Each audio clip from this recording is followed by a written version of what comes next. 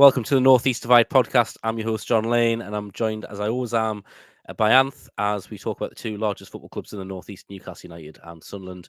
And we're going to have a bit of a close season update. We've finished compiling our best Newcastle and Sunderland 11s, and all of a sudden, the news on Tyneside has just been manic. So, of course, just to kind of go over the events of the last few weeks. So, Amanda Staveley and her husband, Murda Gadusi, have left Newcastle United. They've sold their shares to the Public Investment Fund and the Reuben brothers, so they now no longer are involved with Newcastle United in any way in that formal capacity.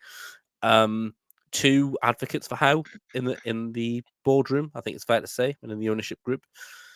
After that, Newcastle have appointed Paul Mitchell, who's very sought after sporting director, very well renowned for his work. It's Southampton and Spurs with Pochettino, but also he was at Monaco, and he'd also worked at the Red Bull Group as well. Very much a recruitment specialist. That's kind of what he's done his whole career. And then you've got he's brought in a guy called James Bunce, who is pretty much being coined as a he's there to make sure that players don't get injured as much, which I think is a very good appointment given what Newcastle went through last year.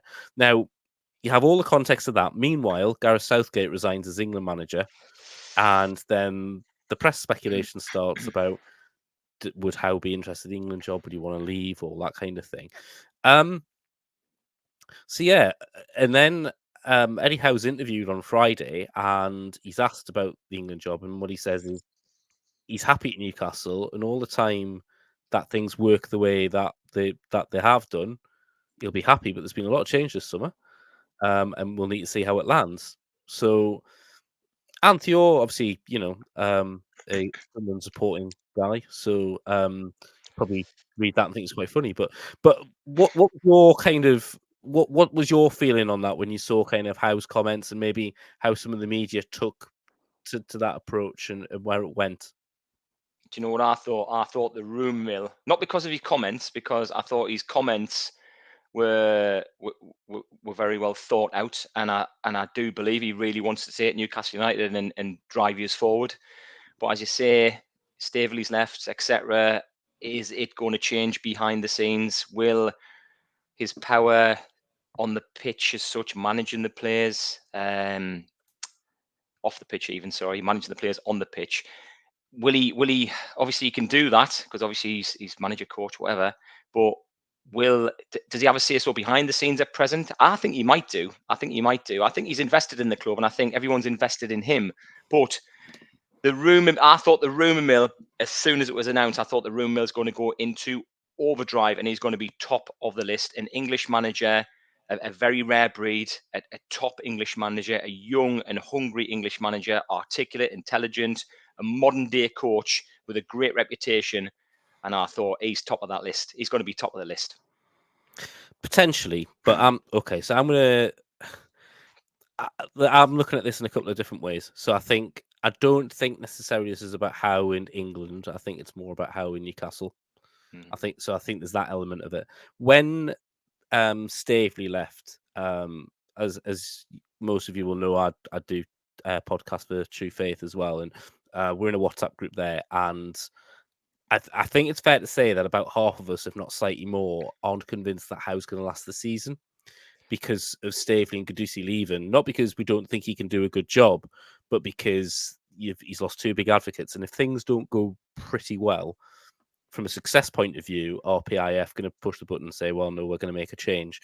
Mauricio Pochettino is available, has worked with Mitchell before, done his best work when he's worked under Mitchell at Southampton and Spurs, as I mentioned before, and plays the kind of football that Newcastle would want to see, not afraid to throw youth players in and really develop that kind of side of things. And he's also got experience elite level clubs managing, and he's had to manage some big egos at PSG and Chelsea and wherever else. So I think there's a lot of attributes to like about Pochettino, but for me, like, I think if you can make Eddie Howe work, like, that would be my first choice. But part of me feels that there's almost like this perfect storm of things that could happen, where he could take the England job. So actually, you can't blame Howe for leaving Newcastle because he's taken the England job and it's a big opportunity. And Newcastle have got their replacement ready to come in. And it's not, it's not a bad option to have. Now, I say that, I don't think England can afford Eddie Howe. I think they'd have to pay a hefty bit of compensation to Newcastle. And then also, I think Howe reportedly is on almost double what Southgate's on. So, there's that Wow. thing. I also don't think Eddie Howe particularly. He's a Monday to Friday manager, and the England job is not a Monday to Friday job. And I think the other thing I'll add is that our friend of the podcast, Luke Edwards, has reported that there's been clear the air talks with Eddie Howe, with him and members of the board. And they've kind of, had a bit of a chat and given him some reassurances. My feeling on this whole control piece, I think it's really important that modern day football, like you do have sporting directors, because the football club is always going to be there longer than any member of staff, right? So any manager, and it doesn't matter who you are, you're not going to outlast that club. You can help build that club and get it to a point, but you're not going to outlast the club and the strategy. The strategy always has to be medium to long term, and look at that option. And that's what your sporting director's there to do. And for me, what I think Howe should absolutely have the right to say yes or no to players. I think that's fair, but he certainly shouldn't be going with a list of players and saying this is who I want to sign. The sporting director, like for me, the scouting team will go and identify. By all means, go at the sporting director and say, look, we need a more dynamic right winger of an ability. Pushing on kind of what we get from Anthony Gordon on the left hand side, and then it's for Paul Mitchell to come back and say, right, you also need a centre half.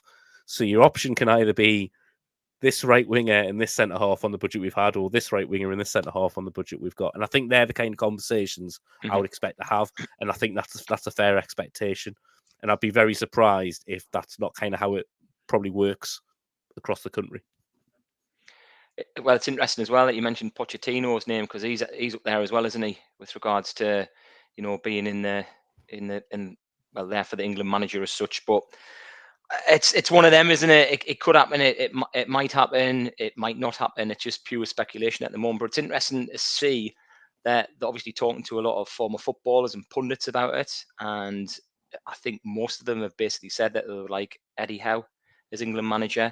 But as you say, it's going to take a whopping amount of money to take him away, isn't it? I mean, I don't know what sort of clause is in there. I didn't realize it was on double Southgate's money as well. But it was interesting when he got interviewed as well, wasn't it? Because he did say he prefers, as you say, the day-to-day sort of involvement on the training ground. So, yeah, like you say, could he go however many weeks without that and just be, going to watch players at clubs who he's going to, pick England players from? Is that his bag at the moment? His age as well. Maybe he's further down the line if his stock's still high and his reputation's still high, possibly. But at the moment, I just don't know. We'll just have to wait and see, won't we? When's the last time England signed a manager in their prime to manage them? Possibly Sven-Göran Eriksson in a push, maybe. But apart from that, when have England done that? After him, it was who's placed Eriksson? But but there was Capello after that. It was McLaren, wasn't it? So McLaren came in, then it was Capello, but Capello was already on a bit of a downward spiral, and then after Capello, it was it Roy Hodgson after Capello? Don't forget Big Sam further down the line as well. What a fantastic job he did. One game, one win, and brilliant. 100% win rate. You know what I mean? Yeah, don't throw salt in his name. Well, there you go. But again, you're talking about, but they've never been able to, and actually, I would argue it's a completely different skill set. That's why Southgate's actually been able to be quite a successful international manager, because it's not. He wouldn't be that successful. You couldn't put Southgate in a top 6 side and challenge for the Champions League as manager. And the idea that Man United were considering doing that at one point is fucking hilarious. But it's a completely different skill set, club management to international management. So I think there's a lot of reasons why perhaps it shouldn't happen. And I think, the media or certain figures in the media will have their opinions. And I know Harry Redknapp felt like he was trying to buy half of his mates off in the press, wasn't he? Before Hodgson got the job ahead of him. Yeah, it's a really strange one to look at. But I'd be surprised if it's Eddie Howe in the long run. But I think there's very few scenarios where Howe leaving Newcastle would work for all parties, and I think Howe getting the England job's probably the only one I can think of. And if you're offered England, how easy is it to turn it down? And are you going to get given that opportunity a second time? And you just don't know. But I kind of, for a lot of the reasons we've said, I think it's unlikely. But yeah, it has disrupted our pre-season a little bit. But we got off to a winning start. And how's Sunderland's pre-season fixtures going? And overall, how's everything on Weir's side from that point of view? Pretty peachy. Obviously, we played the 2-game scenario on Saturday, the 13th of July. We tried that last season, worked quite well. I think we had mixed results, to be fair. But yeah, started off well against Shields. That could have been a banana skin of a sort of pre-season fixture, but won there 5-0. And then we played Gateshead, and we just played like Sunderland play basically. So we didn't set the world alight, and I would say arguably we had the stronger team maybe at Gateshead. So yeah, 2 mixed bag results there on English soil, but then obviously we played Nottingham Forest, drew 1-1 with them. Jack Clark penalty, so he's still with us, which is a good sign up to now. And I think the transfer rumours with him have sort of not died down as such. There's still a few sort of rumours abound, but I think certain clubs are signing wingers that were interested in him. So yeah, so he's had a good pre-season so far. We played Nottingham Forest, like I say, 1-1. Apparently, we had about 2,300, 2,400 supporters there. Apparently, Nottingham Forest. I don't quote us on this. This is what I've been reading up on and told. I know a few people that have gone over there. Actually, they took about 50 to 100, and I was like, no, I'm sure they've got a bigger fan base than that. So yeah, not bad. And then we played last night, and I've got my little match report here. So we ended the pre-season campaign in Spain with a 2-1 win over CD Eldense. And Louis Hemir got on the score sheet with an absolute thunderbolt of a goal. And what I've been doing is I've been looking at the form of players that are in or around the first 11 to see how they got on, rather than the ones who are sort of first on the team sheet as such. And I mean, we played well, and one of the good things was as well seeing players come back from injury. So we had Elliot Embleton back, who played really well. It was nice to see him back in the fold. Dennis Serkin as well, who makes all the difference down the left with regards to how we play and the dynamics, the pace of the game, because he bursts forward from that left back position, wing back. He scored a few goals for us, not last season, the season before. So he's nigh on fully fit now, and he's feeling confident. But also Alan Brown from Preston on a free transfer. I think that is going to be a shrewd bit of business on our part, because he won Player of the Year last season at Preston, I think.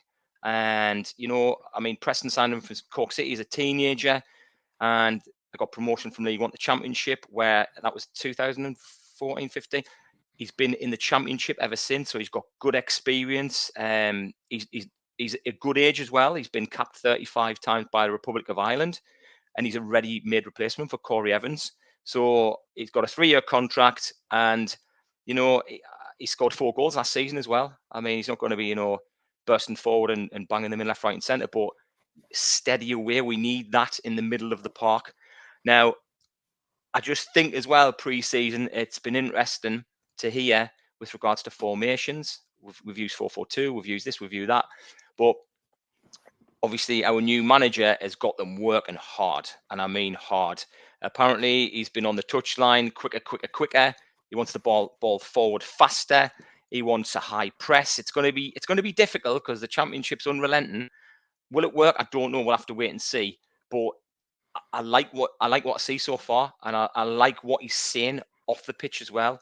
I mean, everyone loved Mowbray, and special mention for Tony Mowbray. He was apparently spotted at the Scottish Open the other day, and he was looking fairly fit and healthy, and one of our supporters was up there and got his photograph taken with him. So it's nice to see him back after all his health worries and what have you. But obviously Tony Mowbray was a fan favourite. This fella here, I don't think he's going to have the same personality or sort of arm around the shoulder for the players, but I'd rather be results driven, to be fair. Yeah, if you can do good player like management, sorry. I just think brilliant, but also we need the results. So fairly decent pre-season so far. Been pretty impressed. Yeah, I mean, I will remind you that my nephew's football team have won more games at Gateshead International Stadium than Sunderland have in the last couple of months. But I just thought I'd throw that in there as a little bit of an Little observation. curveball. Thanks very much. No problem. Anytime. No, I think to be fair, when you summarise all of it, it actually does sound like it sounds like he's getting what he wants from the players in terms of trying to get that work rate. And look, that goes one or two ways, doesn't it? Really, you either end up with, if you look at some of the teams that have been promoted in that style, you go as far back as Eddie Howe's Bournemouth.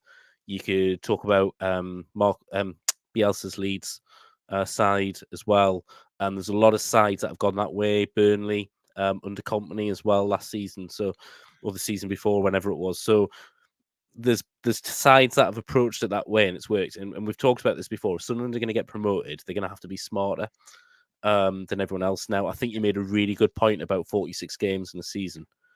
Like, that's a lot to expect that kind of that relentless play. Newcastle struggled with this last year when we were hitting the Champions League games, and every 2 to 3 days we're playing another game, and then we get to the point where we had like a squad of 13, 14 players in December, and they're having to go again and again and again. So there is that risk to it, but I think if he's working them hard and trying to get them fit, that's what you want, because let's be honest, in the Championship, fitness is probably one of the, if you can be fitter than everyone else, that is going to set you apart straight away. And then for you to sign a free agent in the middle of your park who's very experienced in the Championship, we keep talking about experience, let's give the credit to the club where it's due.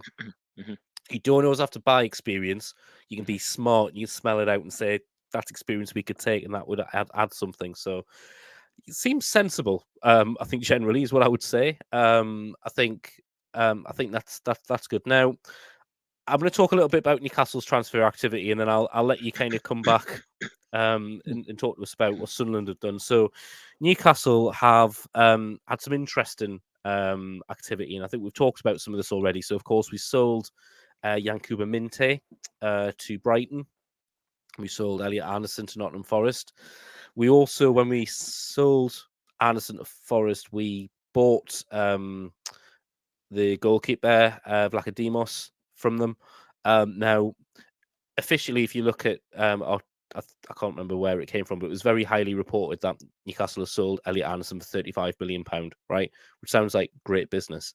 Now, the Athletic are reporting tonight that Newcastle effectively bought Vlachodimos for 20 million. So really, what you would say is that Elliot Anderson was 15 million plus Vlachodimos, which is a different kind of deal.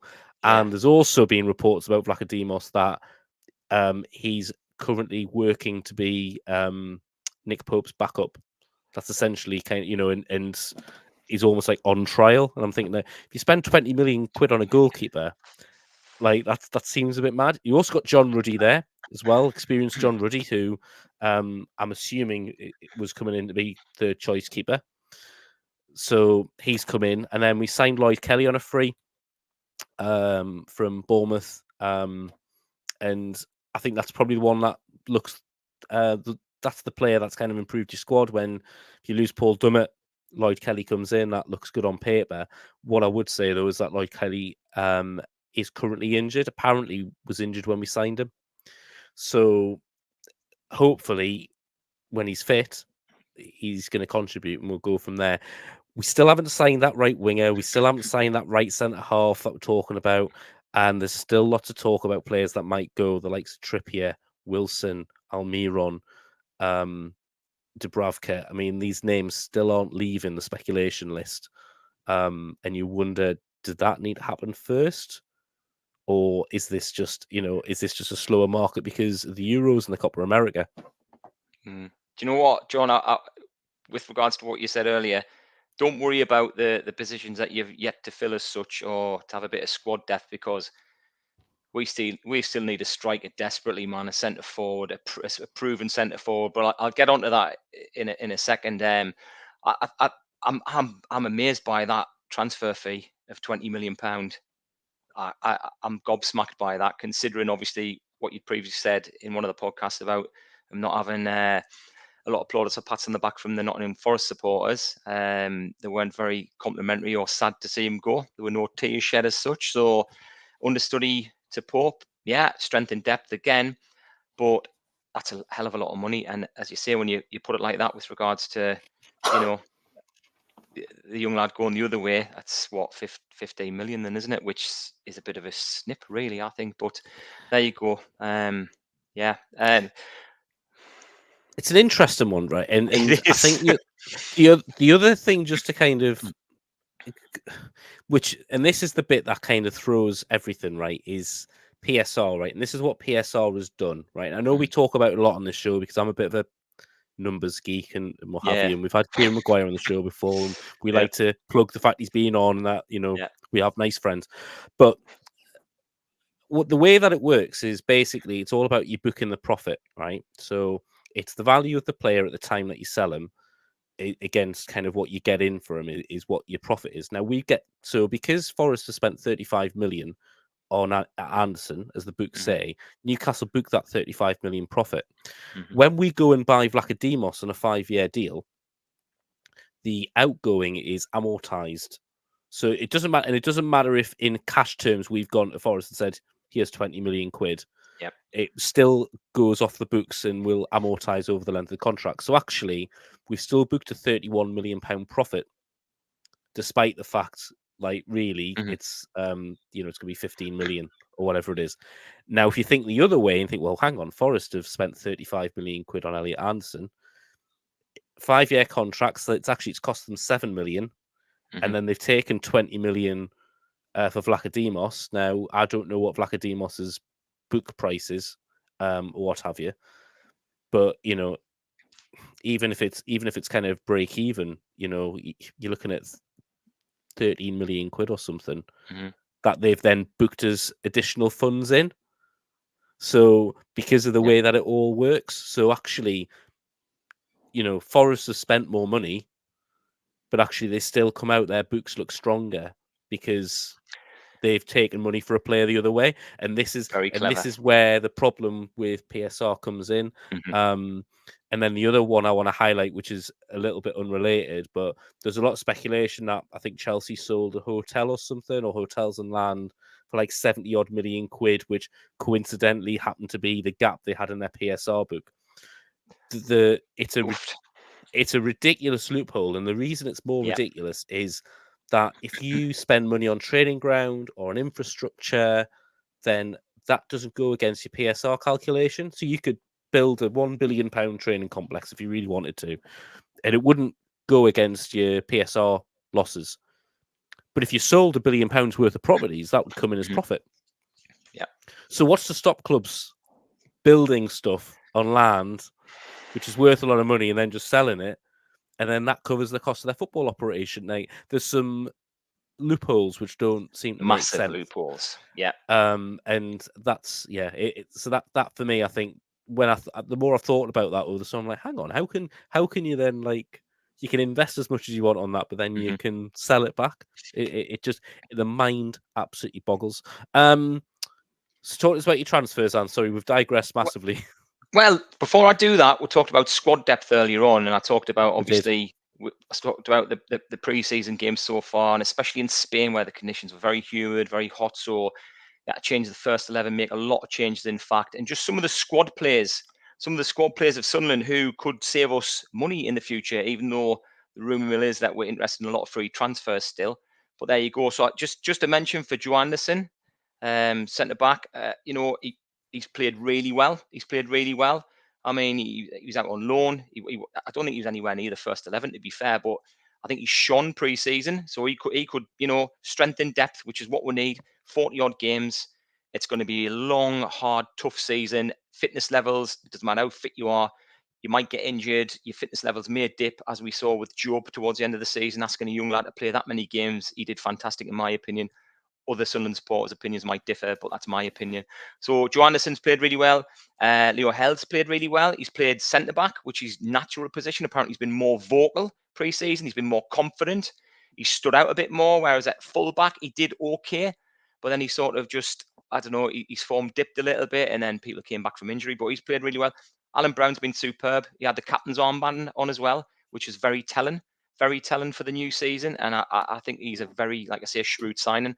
Elliot Embleton's back. He's quality anyway, and I hope he pushes on because he's just been so unfortunate with injuries. And I'll never forget the goal that he got at Wembley, one of the goals to get us promoted, along with Ross Stewart. So yeah, Tommy Watson, right winger, young lad, bagged a goal the other night, and apparently was fantastic as well. Lost the ball, lost possession a few times, but he's young. He's a raw talent, and he showed a lot of skill and a lot of bravery. So not scared to take people on. And Remain Mundle, obviously, who was signed. He was a bit hit and miss towards the end of the season, but I think he'll come good as well. And Hamia, I mean, everyone says his body language, he doesn't look like he's interested. He looks lazy.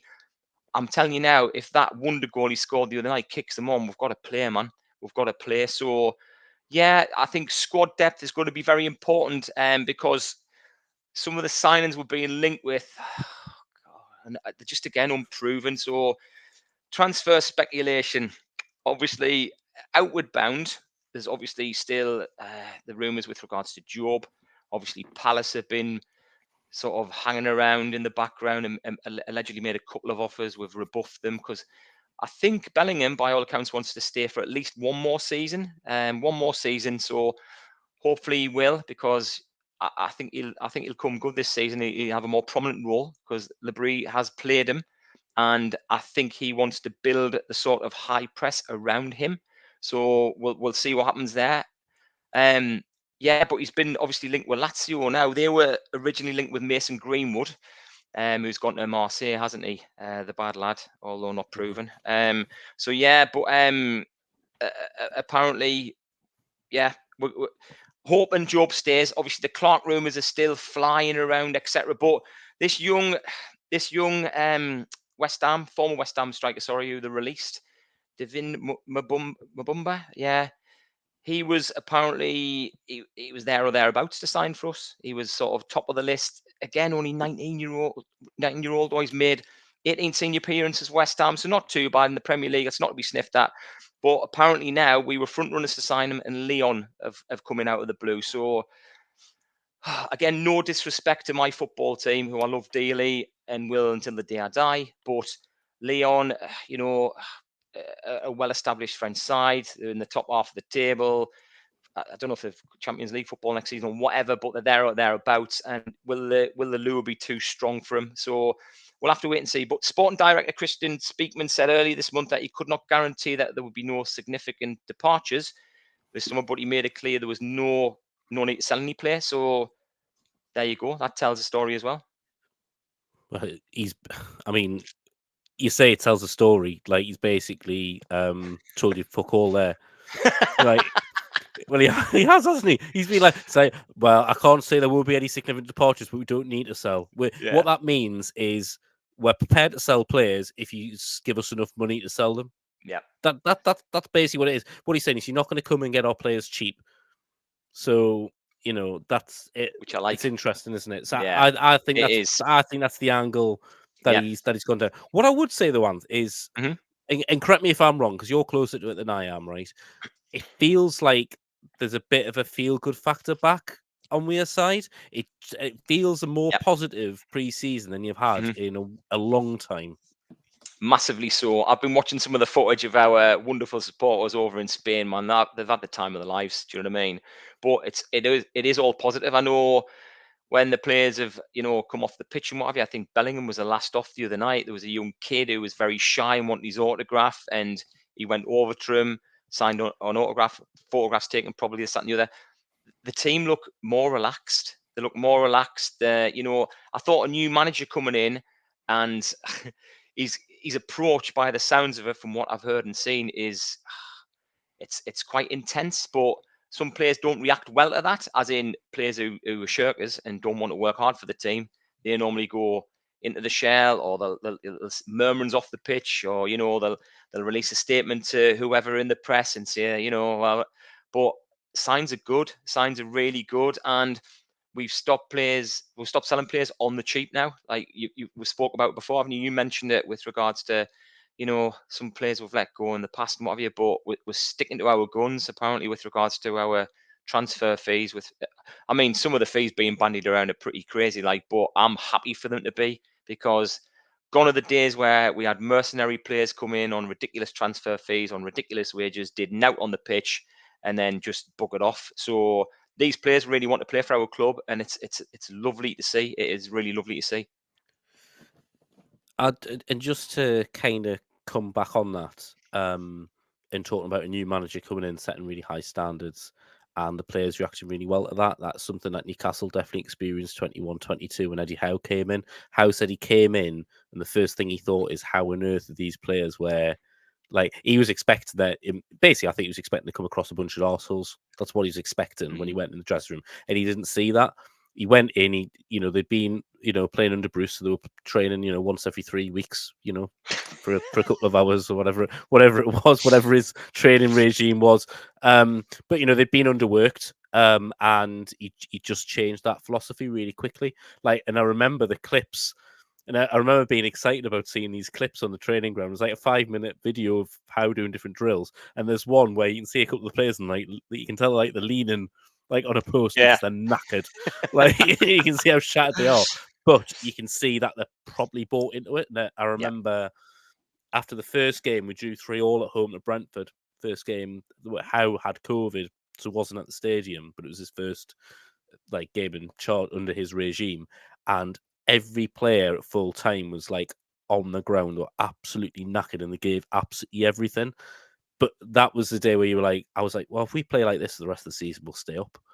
And I think it's the same kind of mentality. Like, if you've got the right characters in the dressing room, and it sounds like he's starting to get there a bit, and then you give them the right coach with the right philosophy to something that they want to buy into, then what you're going to find is you're going to find that rhythm, and you're gonna have that chance. So, no, maybe this is going to be a really interesting season for Sunderland this year.